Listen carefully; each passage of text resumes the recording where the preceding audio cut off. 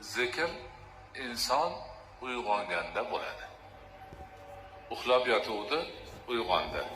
Ko'zi ochildi, o'zini demak uyg'onganligini bildi, hayotga qaytda, yana qaytganini his qildi. Chunki uxlaganda hech narsani bilmay yotgan edi. Agar Alloh xohlamasa turmay ham qo'yaverar edi. Ko'pchilik yotganidan keyin turmay qolyapti. Ana yarim o'rik bo'lgan odam uyg'ondi, o'ziga keldi, hayotga qaytdi.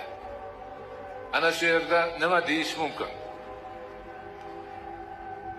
Boshqalar nima deydi?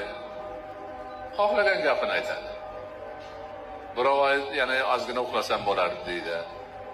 Birov voy kech qolgan, falon yerga borishim kerak edi deydi. Yana kimdir choyni kim qaynatadi deyishi mumkin. Nima desa deydi. Lekin mo'min inson, musulmon inson, zokir inson Alhamdulillahillazi ahyana ba'da ma amatana va ilayhin nushur deydi. Ma'nosi bizni o'ldirganidan keyin qayta tiriltirgan Allohga shukrlar bo'lsin va faqat u zotni o'zigagina yig'ilib borish bor. Ana. Demak, o'lim nima? Uyquni o'lim deb e'tibor qilinyapti. Alloh bizni uxlatib qo'ygan edi. Yarim o'lik holatga keltirib qo'ygan edi. O'zi ushab turuvdi. Nafas olishimizni ta'minlab turuvdi.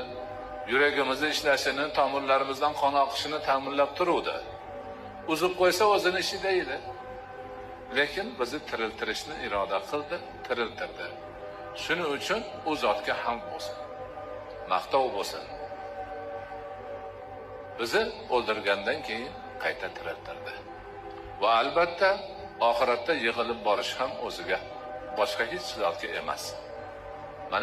Mana shu so'z uyg'ongan odam bolasi aytishi mumkin bo'lgan eng go'zal so'z shu. Eng yaxshi va o'rinli so'z shu. Bandaligini tan olishning oliy maqomi shu.